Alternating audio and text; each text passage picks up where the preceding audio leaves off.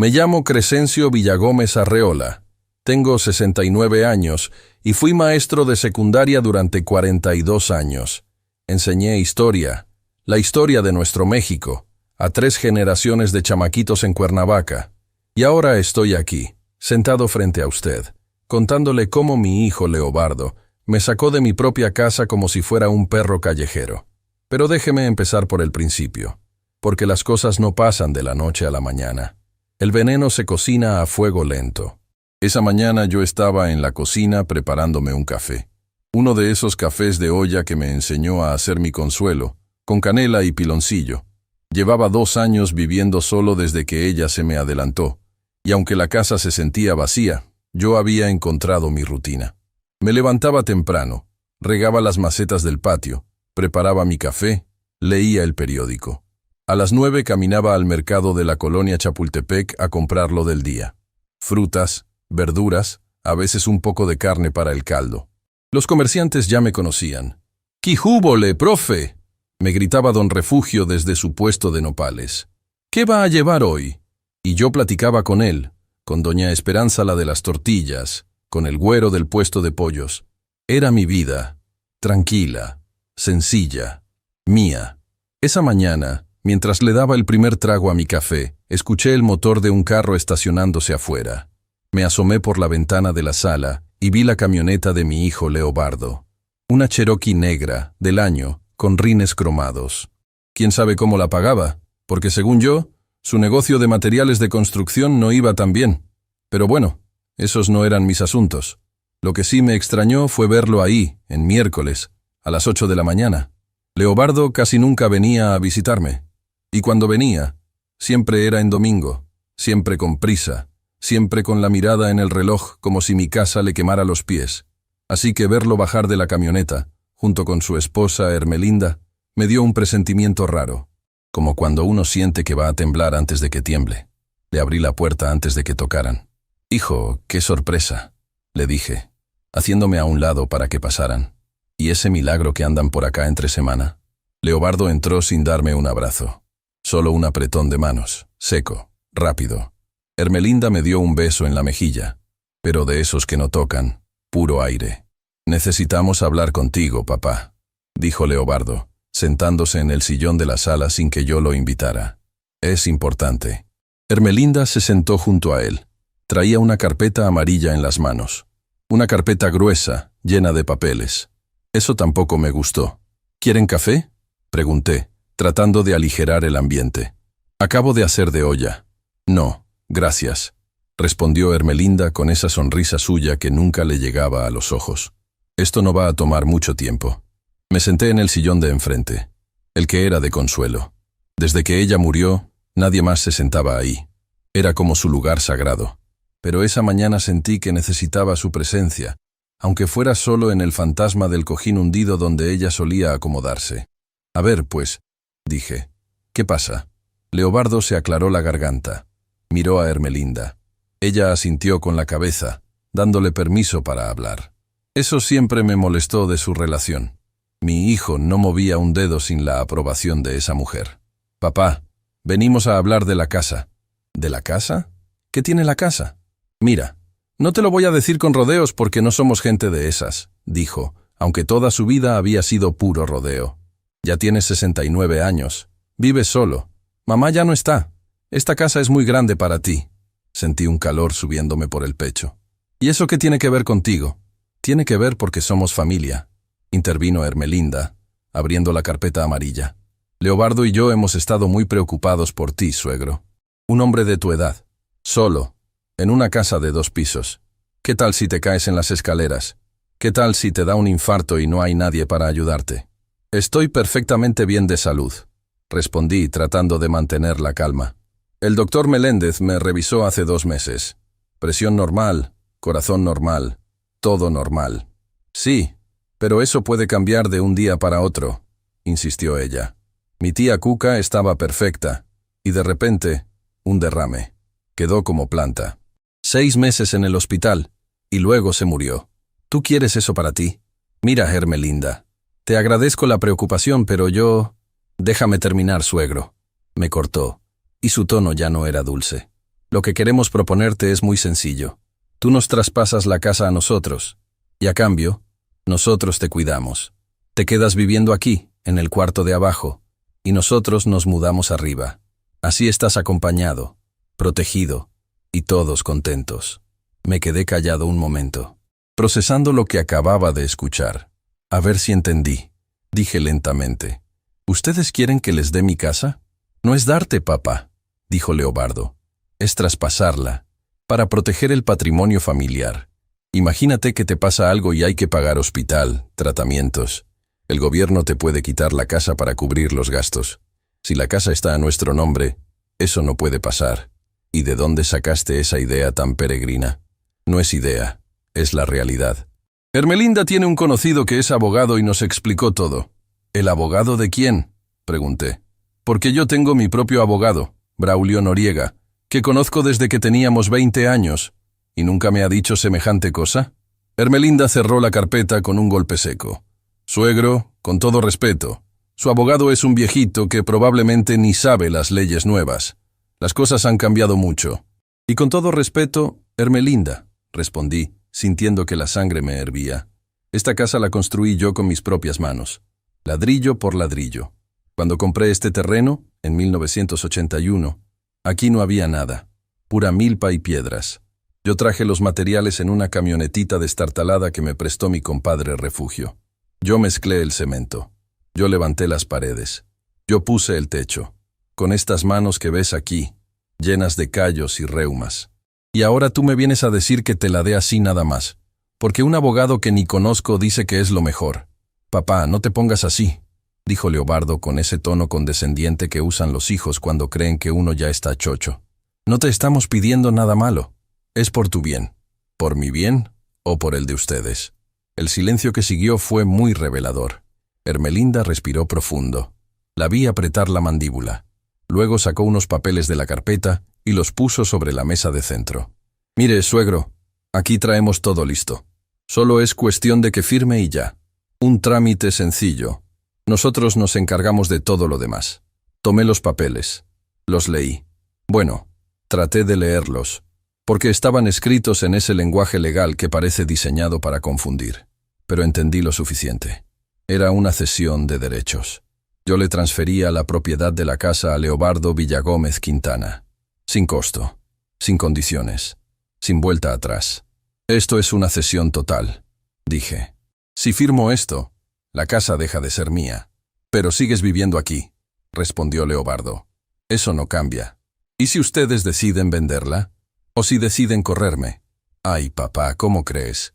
Somos tu familia. Lo miré a los ojos.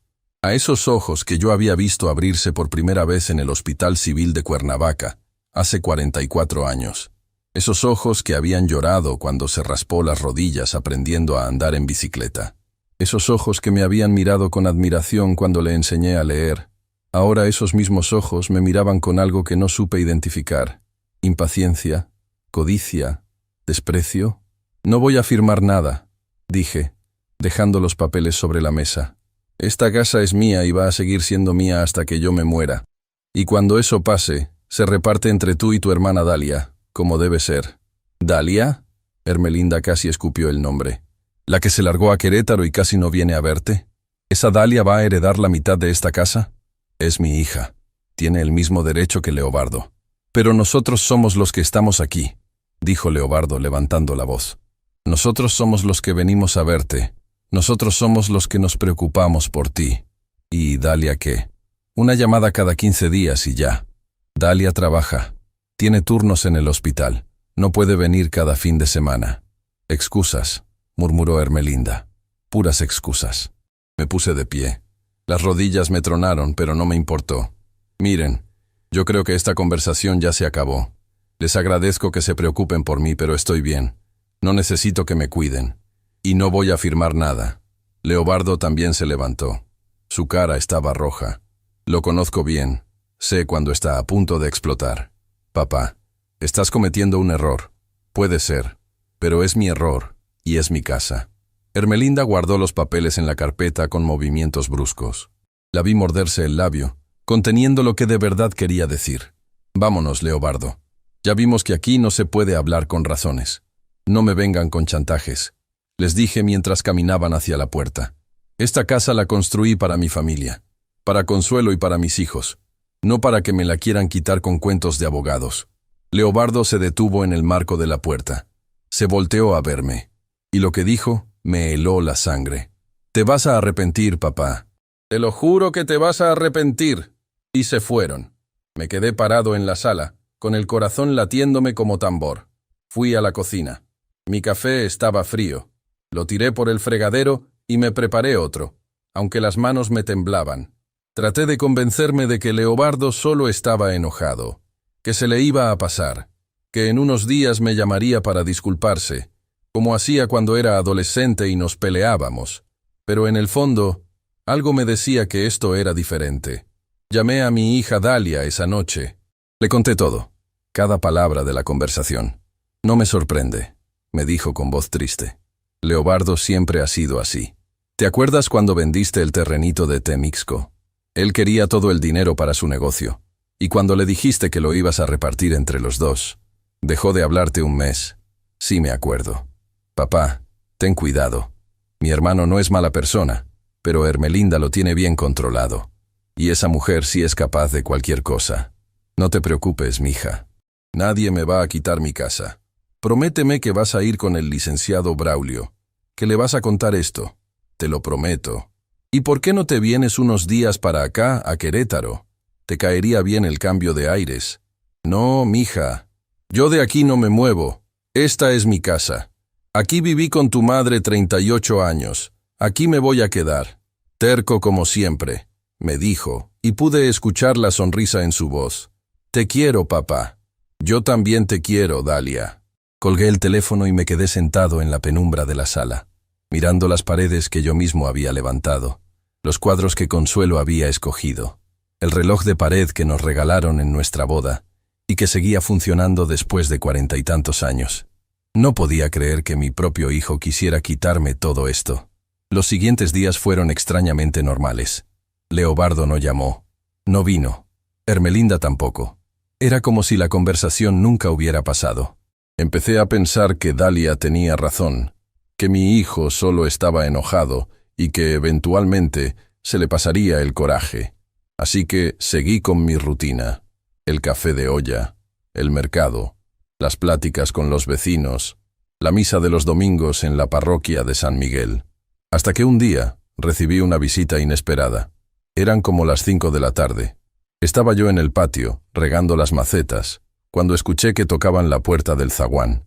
Fui a abrir, pensando que era doña Celia, mi vecina de junto, que a veces venía a pedirme canela o azúcar, pero no era doña Celia. Era mi nieta Itzel. Estaba sola, con su mochila de la escuela colgando del hombro, los ojos hinchados de tanto llorar. «¿Itzel?», dije sorprendido. «¿Qué haces aquí, mi niña? ¿Y tus papás?». Ella no respondió. Solo se me aventó a los brazos y empezó a llorar con esos sollozos profundos que salen del alma.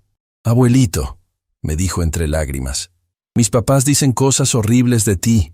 Dicen que eres un viejo terco y egoísta, que no te importa la familia, que te vas a morir solo en esta casa, y que ni modo, tú te lo buscaste». La abracé fuerte. Sentí su cuerpecito temblando contra el mío. «¿Cómo llegaste hasta acá, chiquita?». «Me escapé de la escuela. Le dije a la maestra que me dolía la panza y me dejó ir al baño, y me salí por la puerta de atrás. Pero Itzel, tus papás deben estar muy preocupados». «No me importa», dijo, levantando la cara para verme. «Yo quería verte, abuelito. Quería decirte que yo sí te quiero, aunque mis papás digan mentiras de ti». Se me hizo un nudo en la garganta. Esta niña de 9 años había cruzado media ciudad, sola, solo para decirme que me quería. «Ven, mi niña», le dije, llevándola adentro. «Vamos a llamar a tus papás para que no se preocupen, y mientras vienen, te voy a preparar un vaso de chocolate».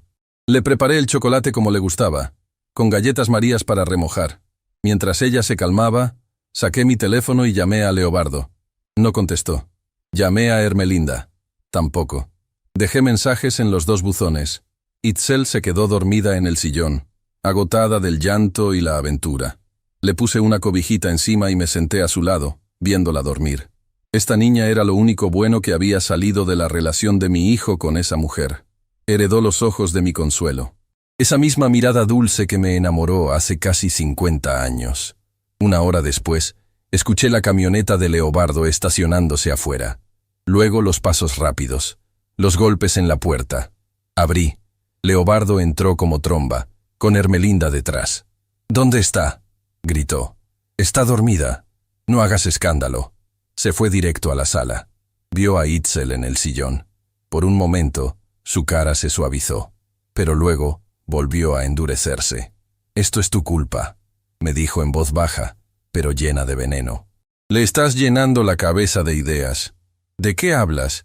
La niña llegó sola, llorando, diciendo que ustedes hablan mal de mí. «No te hagas la víctima», intervino Ermelinda, despertando a Itzel sin ningún cuidado. «Ándale, niña, nos vamos». Itzel se despertó asustada. Me buscó con la mirada. «Abuelito». «Ya, vámonos». Ermelinda la jaló del brazo. «Y ni creas que no vas a ver consecuencias. Estás castigada 1 mes. Pero mamá...». «Nada de peros. Camina».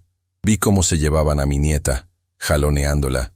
Vi sus ojitos buscándome mientras la sacaban por la puerta. Y no pude hacer nada. Leobardo se detuvo antes de salir. Me miró con esa expresión que ya no reconocía.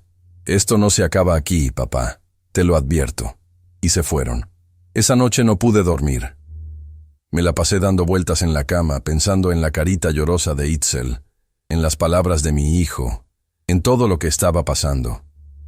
Algo malo se estaba cocinando. Lo sentía en los huesos. No sabía que en unas semanas mi vida cambiaría para siempre. No sabía que mi propio hijo sería capaz de hacer lo que hizo. Y no sabía que una niña de 9 años se convertiría en mi única esperanza. Después de esa noche, las cosas se pusieron muy raras. Leobardo y Ermelinda dejaron de contestarme el teléfono. Yo llamaba para saber de Itzel, para preguntarle cómo estaba, si ya se le había quitado el castigo. Pero nada. Buzón de voz. Mensaje tras mensaje sin respuesta. Era como si me hubieran borrado de sus vidas. Y mire, yo entiendo que los hijos crecen y hacen sus propias familias. Entiendo que uno como padre tiene que dar un paso atrás y dejarlos vivir. Pero una cosa es respetar su espacio, y otra muy diferente es que te traten como si no existieras. Como si 44 años de criarlos, de sacrificarse por ellos, de darles todo lo que uno pudo, no significaran nada. Fui a ver al licenciado Braulio, como le había prometido a mi hija Dalia. Su oficina estaba igual que siempre, llena de libros empolvados y diplomas amarillentos. Braulio me recibió con un abrazo fuerte y una taza de café aguado, de ese que hace su secretaria y que sabe a agua de calcetín. Le conté todo. La visita de Leobardo y Ermelinda, los papeles de la sesión, las amenazas veladas, la huida de Itzel, el silencio que vino después.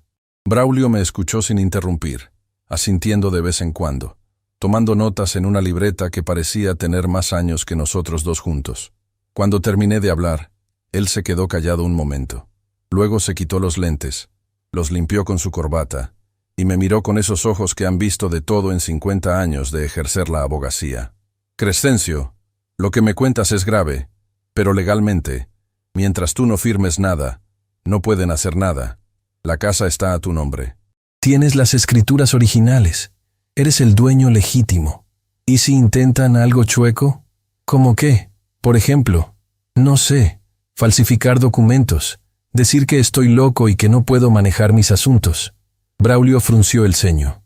«Lo de los documentos falsos es delito grave, difícil que se arriesguen. Lo otro, lo de declararte incapaz, necesitarían un dictamen médico, un juicio, testigos. Es un proceso largo y complicado. No lo veo probable». «Entonces no tengo de qué preocuparme». «No dije eso», respondió recargándose en su sillón. «Lo que digo es que legalmente estás protegido.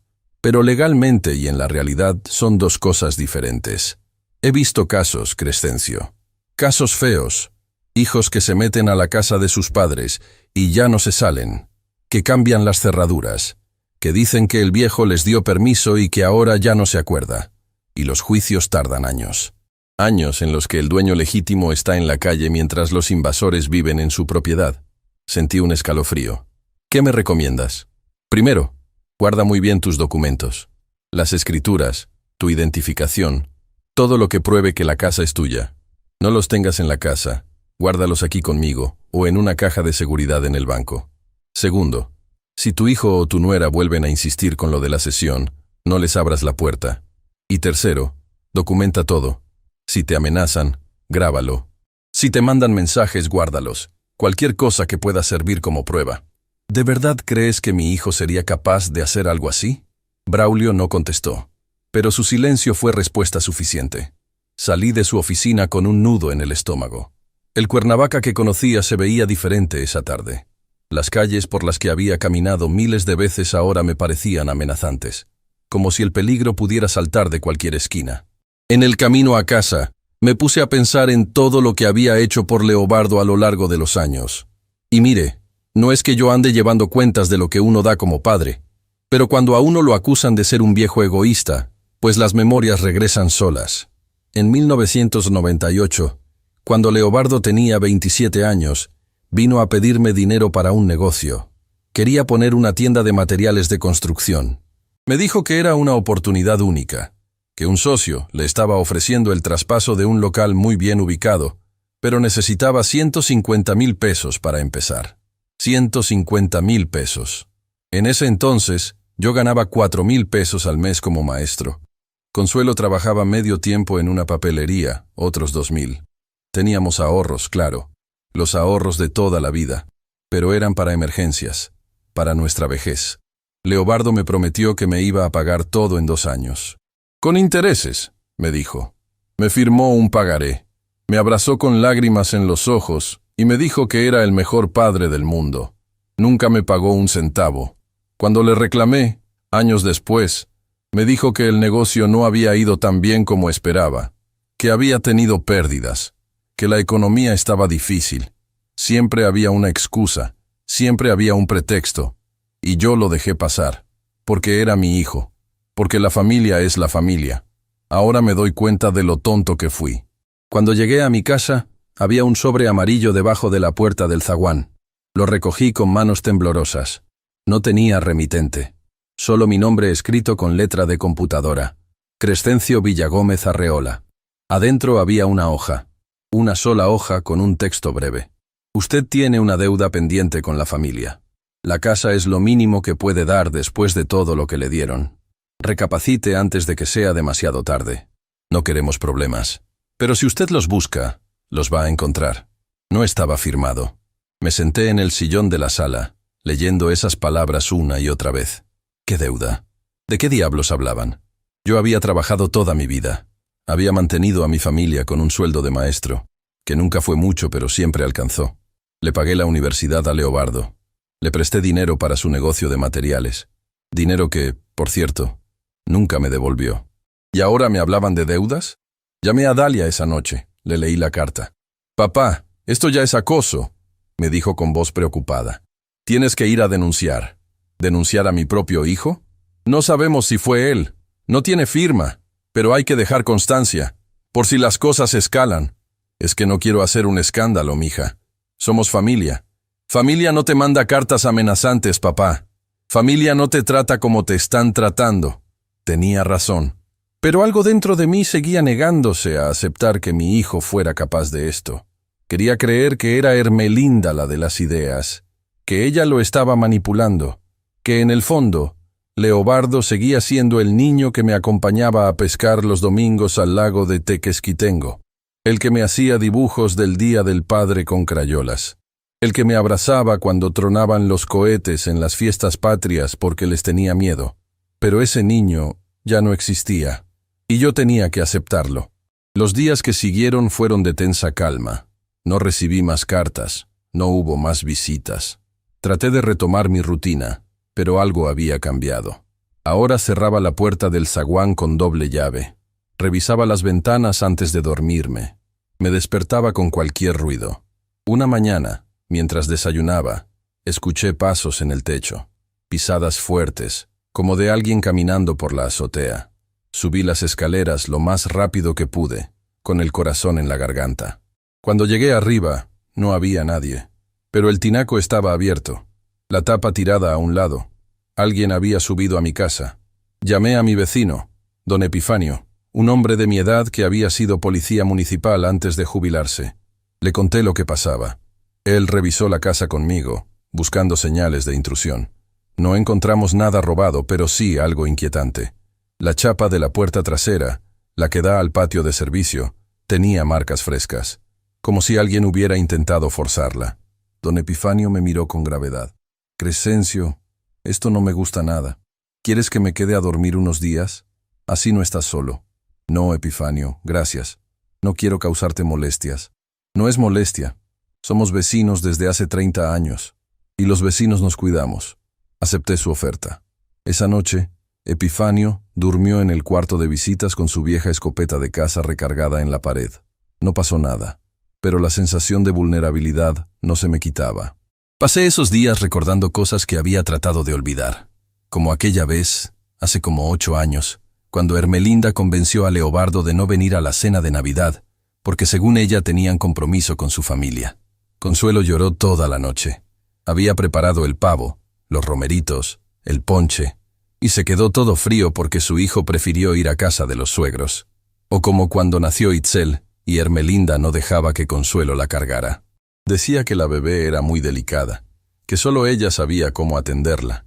Mi pobre esposa se moría de ganas de arrullar a su nieta, y esa mujer se la quitaba de los brazos con cualquier pretexto.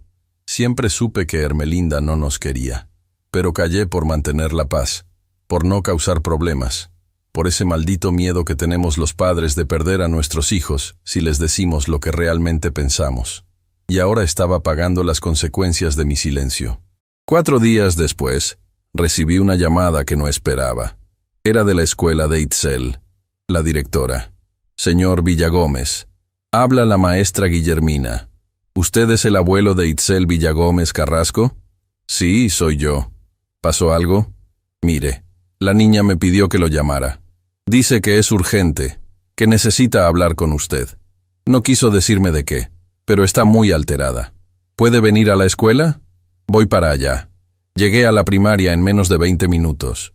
La directora me recibió en su oficina con cara de preocupación. Itzel estaba sentada en una silla, con los ojos rojos y las manos apretadas sobre las rodillas. Cuando me vio entrar, corrió a abrazarme. Abuelito, tenía tanto miedo de que no vinieras. Aquí estoy, mi niña. ¿Qué pasa? ¿Por qué tanto misterio? La directora nos dejó solos. Cerró la puerta con discreción. Itzel me llevó a un rincón de la oficina, lejos de las ventanas. Hablaba en susurros, como si temiera que alguien nos escuchara. Abuelito, mis papás están planeando algo malo. ¿Qué cosa, chiquita? Ayer en la noche los escuché hablando. Yo estaba dormida, pero me desperté porque tenía sed. Y cuando bajé a la cocina, los oí. Estaban en la sala con unas personas. 2 hombres que yo no conocía. ¿Y qué decían? Itzel tragó saliva. Sus ojos se llenaron de lágrimas. Decían cosas de tu casa, abuelito. Mi papá decía que iban a entrar cuando tú no estuvieras, que iban a cambiar las chapas de las puertas, y que cuando tú regresaras te iban a decir que la casa ya era de ellos, que tenían papeles que lo probaban. Sentí que el piso se me movía debajo de los pies. ¿Estás segura de lo que escuchaste, Itzel? Sí, abuelito, te lo juro. Y también dijeron otra cosa. Dijeron que si tú hacías escándalo, iban a decir que estás loco, que ya no sabes lo que haces, que por eso te tienen que quitar la casa, para protegerte. Me quedé sin palabras. Todo lo que Braulio me había advertido estaba pasando. Mi propio hijo estaba planeando despojarme de mi casa, de mi vida. Mi mamá también dijo algo feo, continuó Itzel llorando. Dijo que cuando te sacaran de la casa, te iban a meter en un asilo, uno de esos lugares para viejitos donde nadie los visita, y que así se iban a quedar con tu pensión también. ¿Mi pensión? Sí. Mi papá dijo que con tu pensión y sin tener que pagar renta, ellos iban a vivir muy bien, y que tú de todos modos ya estabas viejo y no te quedaba mucho tiempo. No sé cómo describir lo que sentí en ese momento. Era como si me hubieran metido un cuchillo en el pecho y lo estuvieran girando lentamente. Mi hijo, mi primogénito, planeando meterme a un asilo para robarme la pensión, esperando que me muriera pronto para no tener que cargar conmigo. Abracé a Itzel con fuerza. Ella lloraba contra mi pecho. Yo no quiero que te pase nada, abuelito. Yo te quiero mucho. Tú eres el único que me escucha, el único que me cuenta historias y me hace chocolate. Tranquila, mi niña. No me va a pasar nada. ¿Me lo prometes? La miré a los ojos. Esos ojos que eran los de Consuelo. Los ojos de la mujer que amé toda mi vida. Te lo prometo. La directora regresó poco después. Me informó que había llamado a los padres de Itzel para avisarles que la niña estaba conmigo. Ermelinda contestó. Dijo que iba a venir a recogerla en media hora. Tengo que irme antes de que llegue mi mamá, me dijo Itzel en voz baja. Si sabe que te conté todo, me va a ir muy mal. No te preocupes. Esto queda entre nosotros. ¿Vas a poder defenderte, abuelito? Claro que sí. Ahora ya sé lo que planean. Y voy a estar preparado. La abracé una última vez. Le di un beso en la frente. Y me fui de la escuela antes de que Ermelinda llegara. En el camino a casa, llamé al licenciado Braulio. Le conté lo que Itzel me había revelado. Él me escuchó en silencio. Y cuando terminé, soltó un suspiro largo. Crescencio, lo que me cuentas es muy grave. Si lo que dice tu nieta es cierto, tu hijo está planeando un despojo. Es delito, pero necesitamos pruebas. ¿Qué tipo de pruebas? Grabaciones, documentos, testigos, algo que demuestre que están actuando de mala fe. ¿Y cómo consigo eso? Vas a tener que ser astuto. Si ellos planean entrar a tu casa cuando no estés, tú tienes que hacer que crean que no estás cuando sí estás. Agarrarlos con las manos en la masa. ¿Y si son violentos? Por eso vamos a involucrar a la policía. Tengo un conocido en la fiscalía. Le voy a platicar el caso. Vamos a preparar todo para que cuando ellos actúen, nosotros actuemos también. Colgué el teléfono sintiéndome extrañamente tranquilo. Por primera vez desde que empezó esta pesadilla, tenía un plan. Ya no estaba solo esperando el golpe. Ahora iba a defenderme. Pero había algo que me pesaba más que todo lo demás. Más que la traición de mi hijo. Más que la amenaza de perder mi casa. Era el rostro de Itzel. Esa niña de 9 años que había arriesgado el castigo de sus padres para advertirme. Que había escuchado cosas horribles sobre su propio abuelo y en lugar de creerlas, había decidido protegerme. ¿Qué clase de infancia estaba teniendo esa criatura? ¿Qué clase de padres le estaban enseñando que está bien robarle a los viejos, mentir, manipular? Y lo peor de todo, si yo denunciaba a Leobardo y Ermelinda, si los metía a la cárcel, ¿qué iba a pasar con Itzel? ¿Quién la iba a cuidar? ¿Cómo iba a crecer sabiendo que su abuelo mandó a sus papás a prisión? Esa noche no dormí. Me la pasé sentado en el sillón de Consuelo, mirando las fotos de la pared. Mi boda. El bautizo de Leobardo. El bautizo de Dalia. Vacaciones en Acapulco. Navidades. Cumpleaños. Toda una vida en imágenes. Y en algún punto de esa vida, algo se torció. Algo que yo no supe ver. ¿Fue mi culpa? ¿Lo malcrié? ¿Le di todo y no le enseñé a ganárselo? ¿O simplemente hay personas que nacen con algo roto por dentro? ¿Algo que ni el amor de padre puede arreglar? No tenía respuestas. Solo tenía preguntas y un dolor profundo en el pecho. Pero también tenía algo más. La certeza de que no iba a dejarme vencer. No por mí, por Itzel. Por esa niña que creía en mí cuando nadie más lo hacía. Le debía una victoria. Y se la iba a dar. 2 días después, Braulio me llamó. Todo estaba listo. La fiscalía había aceptado colaborar. Un agente del Ministerio Público iba a estar cerca de mi casa, esperando la señal. Solo faltaba una cosa, que Leobardo y Ermelinda mordieran el anzuelo. Y para eso, tenía que hacer algo que me revolvía el estómago. Tenía que fingir que me rendía. Fingir que me rendía fue lo más difícil que he hecho en mi vida. Y mire que he hecho cosas difíciles. Enterré a mi padre cuando tenía 23 años. Saqué adelante a 2 hijos con un sueldo de maestro. Cuidé a mi esposa Consuelo durante los 6 meses que duró su enfermedad, viéndola consumirse poco a poco sin poder hacer nada. Pero esto era diferente. Esto era tragarme el orgullo, morderme la lengua y dejar que mi propio hijo creyera que me había derrotado. Le llamé a Leobardo un lunes por la tarde. Hacía casi 3 semanas que no hablábamos. El teléfono sonó varias veces antes de que contestara, y cuando lo hizo, su voz sonaba desconfiada. ¿Qué pasó, papá? Hijo, necesito hablar contigo. En persona. Hubo un silencio largo del otro lado de la línea. ¿De qué quieres hablar? De la casa. De lo que me propusiste. He estado pensando mucho, y creo que tienes razón. Ya estoy viejo. Ya no puedo solo. Otro silencio. Casi podía escuchar los engranajes de su cerebro trabajando, tratando de detectar la trampa. ¿Estás hablando en serio? Muy en serio, hijo. Pueden venir tú y Ermelinda mañana. Quiero que platiquemos con calma. Vamos a ver cómo andamos de tiempo, respondió, haciéndose el importante. Yo te aviso. Colgó sin despedirse, pero yo sabía que iba a venir. La carnada era demasiado jugosa para dejarla pasar. Esa noche casi no dormí. Me la pasé dando vueltas en la cama, ensayando en mi cabeza lo que iba a decir, cómo iba a actuar, qué cara iba a poner. Porque fingir es un arte, y yo nunca fui buen actor.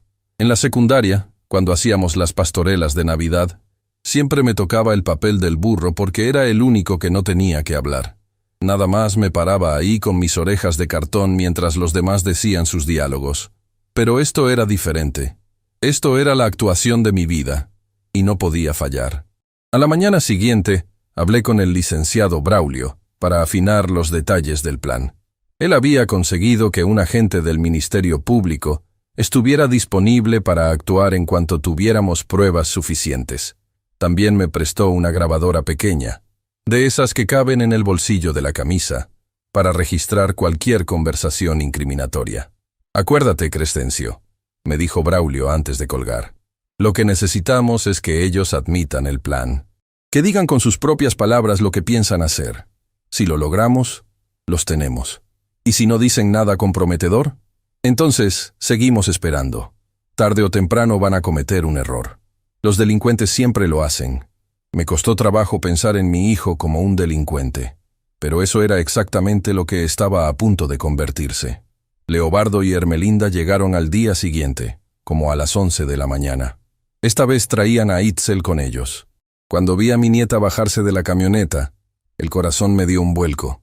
Ella me miró con esos ojos grandes, llenos de preguntas, y yo le guiñé un ojo discretamente para que supiera que todo estaba bajo control. Los hice pasar a la sala.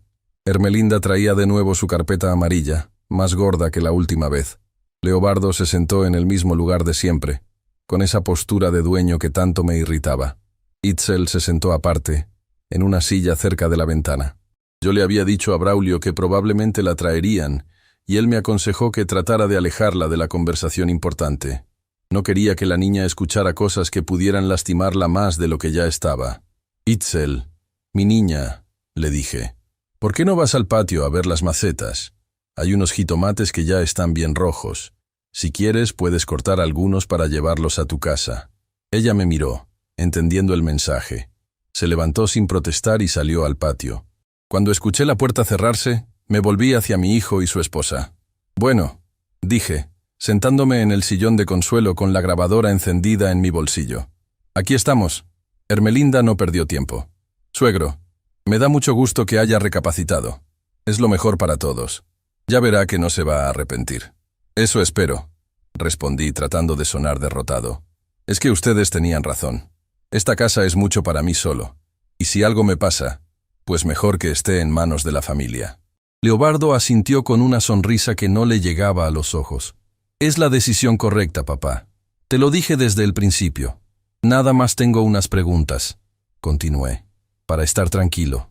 Las que quieras, dijo Ermelinda abriendo la carpeta. Si yo les firmo la casa, ¿dónde voy a vivir? Aquí mismo, suegro. Ya se lo habíamos dicho.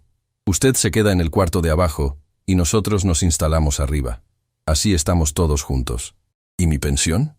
Vi que Ermelinda y Leobardo intercambiaban una mirada rápida, casi imperceptible, pero yo la capté. Su pensión es suya, suegro. Nadie se la va a quitar. Es que he oído de casos donde los hijos se quedan con la pensión de los padres. Los meten en asilos y cobran el dinero cada mes. Otro intercambio de miradas. Eso es con gente abusiva, dijo Leobardo. Nosotros no somos así, papá. Somos tu familia. Ya sé, hijo. Nada más quería asegurarme. Me quedé callado un momento, como si estuviera reflexionando. En realidad estaba asegurándome de que la grabadora siguiera funcionando. Sentía el pequeño bulto en mi bolsillo, el latido casi imperceptible del aparato registrando cada palabra. Pensé en mi padre, don Epitacio Villagómez, que murió cuando yo era apenas un muchacho. Él me enseñó que la palabra de un hombre vale más que cualquier contrato, que los tratos se cierran con un apretón de manos y que quien no cumple su palabra no merece llamarse hombre. ¿Qué pensaría él si viera a su nieto, a la sangre de su sangre, tratando de estafar a su propio padre con papeles y artimañas legales? Ermelinda sacó los papeles de la carpeta y los extendió sobre la mesa de centro. Eran más que la última vez. Vi varios documentos con sellos oficiales, firmas, logos de notarías. Mire, suegro, aquí está todo listo. Solo necesitamos su firma en estos 3 lugares y su huella digital aquí. Después vamos con el notario a hacer el trámite formal y ya quedó. Tomé los papeles. Los revisé lentamente, aunque ya sabía lo que decían. Cesión total de derechos. Transferencia de propiedad. Mi casa dejando de ser mía para siempre. ¿Y esto de aquí qué es?, pregunté, señalando un párrafo que había detectado en la segunda hoja. Ermelinda se inclinó para ver. Ah, eso. Es una cláusula de protección. Dice que usted reconoce que está haciendo esta cesión de manera voluntaria, sin presión de nadie, y en pleno uso de sus facultades mentales. ¿Y por qué es necesario eso? Puro trámite, suegro. Los notarios lo piden para evitar problemas después. Ya sabe cómo son de exagerados. Asentí lentamente, como si estuviera procesando la información. En realidad, estaba pensando en lo que Braulio me había explicado. Esa cláusula era precisamente para protegerlos a ellos si yo después los demandaba por despojo. Con mi firma ahí, sería casi imposible probar que me habían obligado. Oigan, dije, dejando los papeles sobre la mesa. Antes de firmar me gustaría saber una cosa. ¿Qué cosa?, preguntó Leobardo con impaciencia. ¿Qué van a hacer con Dalia? El nombre de mi hija cayó como piedra en un estanque. Ermelinda frunció el ceño. ¿Qué tiene que ver Dalia con esto? Es mi hija. También tiene derecho a la herencia. Si yo les doy la casa a ustedes, ella se queda sin nada. Dalia no necesita nada, respondió Leobardo con un tono despectivo. Tiene su trabajo, vive lejos, casi ni viene. ¿Para qué quiere ella una casa en Cuernavaca? Pero es su derecho, hijo. Su derecho es el que tú decidas darle, papá. Y tú ya decidiste que la casa es para nosotros. Yo no he decidido nada todavía, dije, manteniendo la calma. Nada más estoy preguntando. Ermelinda intervino con su voz más dulce, esa que usa cuando quiere manipular. Suegro, mire, lo de Dalia se puede arreglar después. Cuando usted ya no esté, que esperemos sea en muchos años, nosotros podemos darle una parte del valor de la casa, lo que sea justo. Pero ahorita lo importante es proteger el patrimonio. Si usted se muere sin hacer nada, el gobierno se puede quedar con todo por los impuestos. ¿Eso quiere? No, claro que no. Entonces fírmele, suegro. Ya no le dé más vueltas. Miré los papeles otra vez. Luego miré a mi hijo. Busqué en su cara algún rastro del niño que fue, del joven que me pedía consejos, del hombre que lloró en mi hombro el día que murió su madre. No encontré nada. Solo vi a un extraño con mis ojos y mi nariz, pero con el alma de alguien que no reconocía. Está bien, dije finalmente. Voy a firmar. Ermelinda casi saltó de gusto. Sacó una pluma de su bolsa y me la extendió con mano temblorosa. Aquí, suegro. ¿Dónde está la cruz? Tomé la pluma. La sostuve sobre el papel. Y entonces, como si acabara de recordar algo, me detuve. Esperen. Antes de firmar, quiero hablar con Itzel. ¿Con Itzel? ¿Para qué? Quiero explicarle lo que está pasando. Es mi nieta. Merece saber que su abuelo tomó esta decisión por el bien de la familia. Leobardo bufó con impaciencia. Papá, la niña no entiende de estas cosas. Es una escuincla. Precisamente por eso quiero hablar con ella. Para que no piense que su abuelo es un viejo tonto que regaló su casa sin razón. No tenemos tiempo para eso, dijo Ermelinda, ya sin molestarse en ocultar su irritación. Tenemos cita con el notario a la 1. Pues la cancelan y sacan otra. 5 minutos con mi nieta no les van a hacer daño. Me levanté antes de que pudieran protestar y salí al patio. Itzel estaba junto a las macetas de jitomates, arrancando las hojas secas con cuidado. Cuando me vio, su carita se iluminó. Abuelito, ¿ya acabaron de hablar? Todavía no, chiquita. Pero quería verte un momento. La llevé a la banca de piedra que está junto al tinaco, lejos de las ventanas de la sala. Me senté a su lado y le tomé las manos. Itzel, necesito que me escuches con atención. ¿Qué pasa, abuelito? Me estás asustando. No te asustes, mi niña. Todo va a salir bien. Pero necesito que sepas algo importante. La miré a los ojos, esos ojos de consuelo que tanto amaba. Pase lo que pase en los próximos días, quiero que sepas que tu abuelo te quiere más que a nada en el mundo, y que todo lo que hago, lo hago pensando en ti. ¿Qué vas a hacer, abuelito? Voy a proteger lo que es nuestro. Voy a asegurarme de que nadie nos quite lo que nos pertenece. Pero para eso necesito que tú seas muy valiente. Yo soy valiente, dijo ella, apretándome las manos. Tú me enseñaste a ser valiente. Así es, mi niña. Y también te enseñé que hay que hacer lo correcto, aunque sea difícil, aunque nos duela. ¿Qué es lo correcto, abuelito? Suspiré. ¿Cómo le explicas a una niña de 9 años que sus padres son capaces de traicionar a su propia sangre? Lo correcto es no dejar que la gente mala se salga con la suya, aunque esa gente sea alguien que conocemos, aunque sea alguien que queremos. Itzel se quedó callada un momento. Luego asintió lentamente. Entiendo, abuelito. ¿De verdad entiendes? Sí. Mis papás están haciendo algo malo, y tú vas a detenerlos. Me sorprendió su claridad. Esta niña era más lista de lo que cualquiera le daba crédito. Algo así, chiquita. Pero necesito que me prometas una cosa. ¿Qué cosa? Cuando todo esto termine, no quiero que odies a tus papás. Ellos están equivocados, sí. Están haciendo cosas feas, pero siguen siendo tus papás. Y yo sé que en el fondo, a su manera, te quieren. ¿Tú los odias, abuelito? La pregunta me pegó como un puñetazo. No, mi niña. No los odio. Me duele lo que hacen. Me decepciona, me rompe el corazón, pero no los odio. El odio es un veneno que te come por dentro, y yo ya estoy muy viejo para andar tomando veneno. Itzel se recargó contra mi hombro. Sentí sus lágrimas mojándome la camisa. Te quiero mucho, abuelito. Y yo a ti, chiquita. Más de lo que las palabras pueden decir. Nos quedamos así un momento, en silencio, escuchando el canto de los pájaros y el murmullo lejano de la ciudad. Fue un momento de paz en medio de la tormenta. Un momento que guardaré en mi corazón hasta el día que me muera. Luego regresé a la sala. Ermelinda y Leobardo estaban hablando en voz baja, pero se callaron en cuanto me vieron entrar.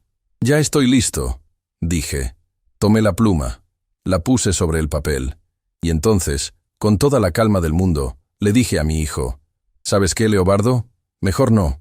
El silencio que siguió fue absoluto. ¿Cómo que mejor no? Preguntó Ermelinda con voz estrangulada. ¿Lo que oíste? No voy a firmar nada. Leobardo se puso de pie de un salto. Es una broma, papá. ¿Nos hiciste venir hasta acá para esto? Los hice venir para ver si de verdad eran capaces de llegar hasta el final. Y ya vi que sí. Ya vi de lo que son capaces. ¿De qué estás hablando? Saqué la grabadora de mi bolsillo y la puse sobre la mesa. Estoy hablando de que ya sé todo. Sé que planeaban cambiar las cerraduras de mi casa. Sé que querían meterme en un asilo. Sé que querían quedarse con mi pensión. Lo sé todo, Leobardo. Tu propia hija me lo contó. El color se le fue de la cara a mi hijo. Ermelinda abrió la boca, pero no le salió ningún sonido. Y ahora tengo esto, continué, señalando la grabadora. Tienen 2 opciones. Se van de mi casa ahora mismo y no vuelven a molestarme nunca. O llamo a mi abogado, que está esperando mi llamada, y dejamos que la ley se encargue de ustedes. Leobardo me miró con un odio que nunca había visto en sus ojos. Esto no se va a quedar así, viejo. Eso espero, hijo. Porque la próxima vez que intentes algo contra mí, no voy a ser tan generoso. Ermelinda agarró su carpeta y se levantó temblando de furia. Vámonos, Leobardo. Aquí ya no hay nada que hacer. Mi hijo se acercó a mí, tanto que pude oler su aliento. Te vas a arrepentir, me susurró. Te lo juro por mi madre que te vas a arrepentir. Tu madre se revolcaría en su tumba si supiera lo que le estás haciendo a su marido. Eso fue demasiado para él. Por un momento pensé que me iba a golpear. Vi su puño cerrarse. Vi sus músculos tensarse. Pero no lo hizo. En cambio, se dio la vuelta y salió de la casa dando un portazo. Ermelinda lo siguió sin decir palabra. Escuché la camioneta arrancar y alejarse con un chirrido de llantas. Y entonces me di cuenta de algo. Se habían llevado a Itzel. Los días que siguieron fueron los más difíciles de mi vida. Porque una cosa es pelear con tu hijo, enfrentarlo, decirle sus verdades. Y otra muy diferente es no saber nada de tu nieta. Llamé al teléfono de Leobardo. Apagado. Llamé al de Ermelinda. Buzón de voz. Fui a su casa en la colonia Reforma y me encontré con la puerta cerrada y las cortinas corridas. Los vecinos me dijeron que no los habían visto en días. Uno de ellos, un señor que trabaja de velador en una fábrica cercana, me contó que los había visto salir con maletas hace 3 noches. No sabía a dónde iban. Esa incertidumbre me comía por dentro. No podía dormir. No podía comer. Caminaba por la casa como fantasma, mirando el teléfono cada 5 minutos, esperando una llamada que no llegaba. Le llamé a Dalia para contarle lo que había pasado. Ella se alteró muchísimo y me dijo que se venía a Cuernavaca de inmediato. Le pedí que no lo hiciera, que a lo mejor estaba exagerando. Pero ella no me escuchó. Llegó 2 días después con una maleta pequeña y cara de no haber dormido. Nos sentamos en la sala y le conté todo con detalle. La grabación, la confrontación, la amenaza de Leobardo antes de irse. Cuando terminé, ella dijo algo que me sorprendió. «Papá, yo siempre supe que mi hermano era capaz de esto. Desde niño fue así, siempre mintiendo, siempre manipulando. ¿Te acuerdas cuando le robó dinero a la vecina y te echó la culpa? Cuando rompió la ventana de don Macario y dijo que había sido yo? Y tú y mi mamá siempre lo perdonaban porque era el varón, el heredero del apellido. No supe qué responderle. Porque en el fondo, sabía que tenía razón. Habíamos criado a un mentiroso, y nos negamos a verlo durante 44 años. Esa noche, cuando ya estábamos a punto de irnos a dormir, tocaron la puerta del zaguán. Eran casi las 11. Mi corazón se aceleró. Dalia fue a ver quién era. Era Itzel, sola, con su mochila de la escuela, llorando. Corrí hacia ella y la abracé con todas mis fuerzas. Sentí su cuerpecito temblando, sus lágrimas mojándome el cuello. «Mi niña, ¿cómo llegaste hasta acá?» «Me escapé, abuelito. Tenía que avisarte. La metimos a la casa. Le preparamos leche tibia y la sentamos en el sillón. Mis papás están muy enojados», me dijo entre sollozos. «Dicen que van a venir mañana temprano con unos señores para sacarte de la casa. Que tienen papeles que dicen que la casa es de ellos, y que si no te sales, te van a sacar a la fuerza». Dalia y yo nos miramos. Esto era exactamente lo que Braulio me había advertido. El despojo. «¿Cómo te escapaste, chiquita?» Mis papás me dejaron con la vecina. Ella se durmió viendo la tele y yo me salí por la puerta de atrás. Tomé un pecero hasta acá. Se me hizo un nudo en la garganta. Esta niña de 9 años había cruzado la ciudad sola, de noche, para protegerme. Llamé a Braulio de inmediato. Le conté todo y él no dudó. «Mañana temprano me presento en tu casa con el agente del Ministerio Público. También voy a traer un actuario y una trabajadora social. Si tu hijo intenta entrar a la fuerza, los agarramos en flagrancia». Esa noche ninguno de los 3 durmió. Itzel se quedó en mi cama con Dalia. Yo me senté en el sillón de la sala, vigilando la puerta. Braulio llegó a las 7 de la mañana con el equipo completo. El agente del Ministerio Público era un hombre joven que se presentó como licenciado Mondragón. También venía el actuario y la trabajadora social. A las 8:30 escuchamos vehículos estacionándose afuera. Me asomé por la ventana y vi la camioneta de Leobardo, seguida de una pick-up blanca de la que bajaron 3 hombres con herramientas. «Ahí vienen», dije. Todos nos pusimos en posición. Escuché la voz de Leobardo afuera, dando órdenes. Luego los golpes en la puerta del zaguán. «Ábreme, papá. Venimos a tomar posesión de lo que es nuestro». No respondí. Dejé que siguiera golpeando. Uno de los hombres empezó a trabajar en la chapa con una barreta. El ruido del metal contra el metal llenó la mañana. Ermelinda gritaba instrucciones desde la camioneta. Y entonces, cuando lograron abrir el zaguán y entraron al patio, se encontraron con el licenciado Mondragón mostrando su placa. Ministerio Público. Todos quietos. La cara de Leobardo fue algo que nunca voy a olvidar. Pasó del triunfo a la confusión al terror en cuestión de segundos. Los 3 hombres que venían con él soltaron las herramientas y levantaron las manos. Braulio se acercó con las escrituras en la mano. «Están cometiendo despojo, allanamiento de morada e intento de fraude. Y si esos papeles que traen son falsos, también falsificación de documentos». Todo pasó muy rápido después de eso. Mondragón leyó los derechos a Leobardo y Ermelinda. Los 3 hombres de la pick-up fueron identificados como trabajadores de una cerrajería clandestina con antecedentes. Las esposas sonaron en las muñecas de mi hijo, mientras él me miraba con un odio que me heló la sangre. Las semanas siguientes fueron de trámites, declaraciones y audiencias. Braulio manejó todo con experiencia. Yo iba a donde me decían que fuera. Firmaba lo que me decían que firmara. Repetía mi declaración las veces que fueran necesarias. Los papeles que traía Leobardo resultaron ser falsos, elaborados por un notario corrupto de Jiutepec que también fue detenido. Según me contó Braulio, ese notario tenía un historial de fraudes inmobiliarios contra personas mayores. Mi hijo no era su primera víctima, pero sí iba a ser la última. Ermelinda intentó negociar. Mandó a su abogado a buscar un arreglo. Ofrecían devolverme parte del dinero que me debían a cambio de que retirara los cargos. Les dije que no. No era cuestión de dinero. Era cuestión de dignidad. Y entonces llegó el momento de la decisión. Mondragón me explicó que Leobardo y Ermelinda enfrentaban hasta 8 años de prisión. Usted es la víctima, don Crescencio. Tiene derecho a pedir la pena máxima. Pensé en todo lo que mi hijo me había hecho. Las mentiras, las amenazas, el plan para meterme en un asilo y robarme la pensión. Merecía la cárcel, pero también pensé en Itzel. ¿Qué pasaría con mi nieta si sus padres van a prisión? Pasaría a custodia del Estado, a menos que un familiar directo la reclame. Miré por la ventana. Afuera, Itzel estaba sentada en una banca con Dalia, comiendo un helado. No quiero que vaya a prisión, dije finalmente. Pero tampoco quiero que se acerque a mí ni a mi nieta. ¿Qué propone? Una orden de restricción. Que me devuelvan los 150.000 pesos que me deben. Y la custodia legal de mi nieta. Aceptaron. No les quedó de otra. Firmaron los papeles y perdieron todos los derechos sobre Itzel hasta que ella cumpliera 18 años. La última vez que vi a Leobardo fue en la audiencia final. Estaba demacrado, con ojeras profundas. Ermelinda ni siquiera me miró. Se fueron sin decir palabra. No sentí satisfacción. Solo un vacío enorme donde antes estaba mi hijo. Pero ese vacío se llenó con algo mejor. Itzel se mudó a mi casa. Dalia viene a visitarnos cada 15 días. La niña se adaptó rápido, más rápido de lo que yo esperaba. Los primeros días lloraba por las noches, llamando a su mamá.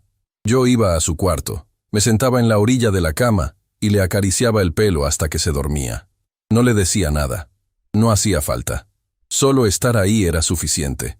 La inscribí en una escuela cerca de la casa. Una primaria pequeña donde los maestros conocen a todos los alumnos por su nombre. Le cayó bien a sus compañeras desde el primer día. Es una niña alegre, a pesar de todo. Tiene esa capacidad de los niños de encontrar luz donde los adultos solo vemos oscuridad. Por las tardes me ayuda a regar las macetas. Le estoy enseñando a hacer café de olla, como me enseñó mi Consuelo. Se le quema a veces, le queda aguado otras, pero ella insiste en intentarlo. Los domingos vamos juntos a misa y luego al mercado a comprar fruta para la semana. Don Refugio, el de los nopales, ya la conoce y siempre le regala una mandarina. Una noche me preguntó si algún día iba a poder ver a sus papás. Cuando seas grande, le dije. Cuando puedas decidir por ti misma. ¿Y tú qué crees que deba hacer? Creo que debes hacer lo que te diga tu corazón. Pero también creo que hay que tener cuidado con la gente que te lastima, aunque sea familia. Se quedó pensando. Luego asintió. Gracias por cuidarme, abuelito. Gracias a ti por salvarme, mi niña. Y es la verdad. Ella me salvó. Con su valentía. Con su lealtad. Con ese amor puro que solo los niños saben dar. A veces me pongo a pensar en todo lo que pasó. Y me parece un sueño. Un sueño feo del que desperté justo a tiempo. Si Itzel no hubiera venido aquella noche a avisarme, si no se hubiera escapado de la casa de la vecina, si no hubiera tenido el valor de cruzar la ciudad sola para proteger a su abuelo, probablemente yo estaría ahora en un asilo, sin casa, sin pensión, sin nada, esperando la muerte en un cuarto que huele a cloro y a tristeza. Pero no fue así, porque esta niña de 9 años tuvo más valor que todos los adultos de su familia juntos. Ahora tengo 69 años y una segunda oportunidad. Una oportunidad de criar a esta niña con los valores que debía haberle enseñado a su padre. Una oportunidad de ser el abuelo que ella merece. Supe hace poco que Leobardo y Ermelinda se mudaron a Puebla. Parece que el escándalo les cerró muchas puertas aquí en Cuernavaca. La gente habla, y en una ciudad como esta, donde todos se conocen, el chisme corre rápido. Ya nadie quiere hacer negocios con ellos. Ya nadie los invita a las fiestas. Se volvieron parias en su propia tierra. No sé cuántos años me queden. A mi edad, Uno ya no hace planes a largo plazo. Pero cada día que me levanto y veo a Itzel desayunando en la cocina, cada tarde que pasamos juntos en el patio, cada noche que le leo un cuento antes de dormir, sé que valió la pena. Todo el dolor, toda la traición, toda la decepción, valió la pena por estos momentos. Mi Consuelo estaría orgullosa. Estoy seguro. Ella siempre quiso a Itzel con locura, y ahora, desde donde esté, debe estar sonriendo al ver que su nieta está bien cuidada, que tiene un hogar, que tiene a alguien que la quiere de verdad, porque al final, la familia no es la sangre. La familia es quien te cuida cuando todos te abandonan. Es quien cruza la ciudad de noche para avisarte del peligro. Es quien te da la mano cuando el mundo te da la espalda. Y esa familia, la verdadera, es la que vale la pena proteger. Si mi historia te tocó el corazón, te invito a que le des like y te suscribas a este canal para que no te pierdas más testimonios como el mío. Y si conoces a alguien que esté pasando por algo parecido, compártele este video. A veces, saber que no estamos solos es el primer paso para encontrar la salida.